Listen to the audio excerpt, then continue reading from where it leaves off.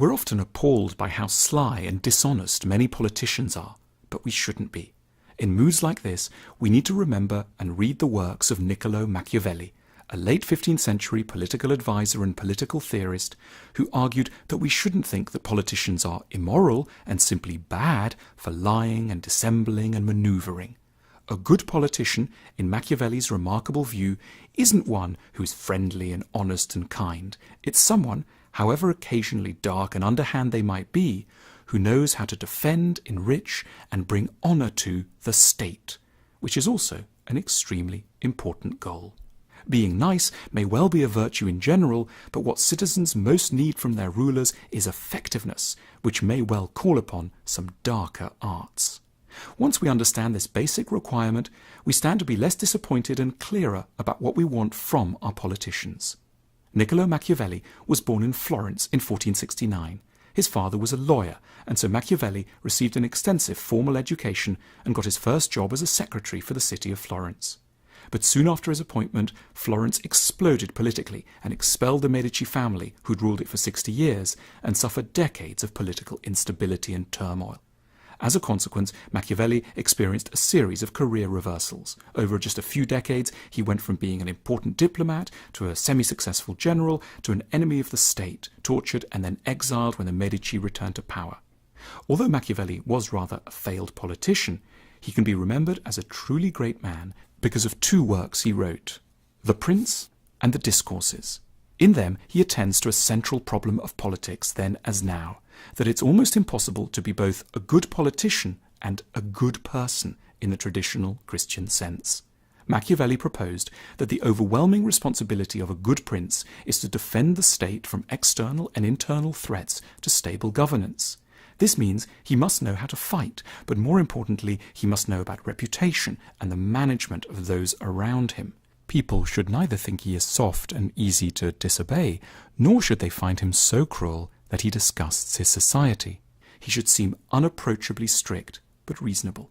When Machiavelli turned to the question of whether it was better for a prince to be loved or feared, he wrote that while it would theoretically be wonderful for a leader to be both loved and obeyed, a prince should always err on the side of inspiring terror, for this is ultimately what keeps people in check. Machiavelli's Christian contemporaries had suggested that princes should be merciful, peaceful, generous, and tolerant. They thought that being a good politician was, in short, the same as being a good Christian. But Machiavelli argues differently. He asked his readers to dwell on the incompatibility between Christian ethics and good governance, and particularly refer to the case of Girolamo Savonarola. Savonarola was a Dominican friar, a fervent, idealistic Christian who'd briefly come to be the ruler of Florence in 1494. He'd come to power promising to build the city of God on earth in Florence. He'd preached against the excesses and tyranny of the Medici government, and even managed for a few months to lead Florence as a peaceful, democratic, and relatively honest state. However, Savonarola's success could not last, because, in Machiavelli's view, it was based on the weakness that always attends being good in the Christian sense. It was not long before his regime became a threat to the corrupt Pope Alexander, whose henchmen captured and tortured Savonarola, hung him in the centre of Florence, and burnt the body before the eyes of a now vengeful citizenry. This, in Machiavelli's eyes, is what tends to happen to the nice guys in politics. Rather than follow this unfortunate Christian example, Machiavelli suggested that a leader would do well to make judicious use of what he called virtù, virtue.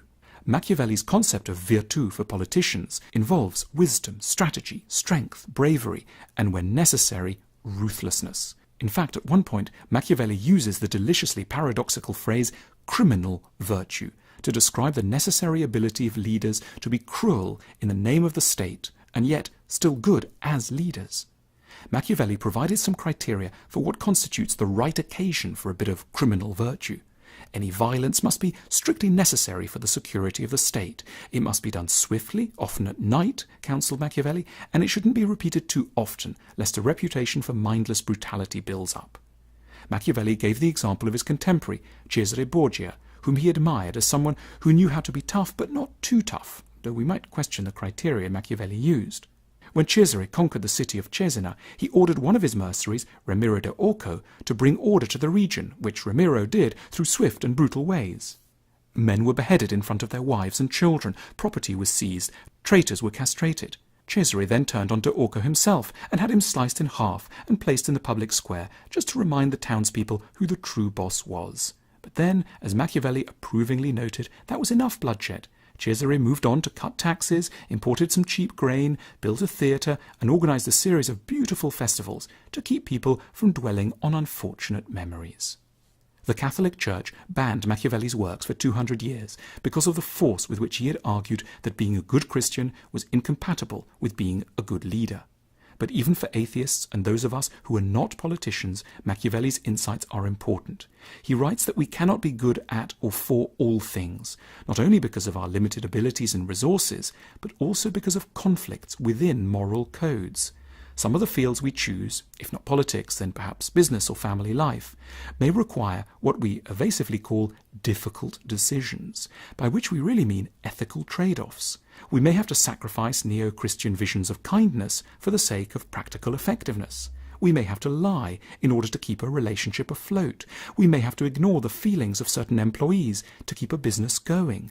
And that, insists Machiavelli, is the price of dealing with the world as it is and not as we feel it should be.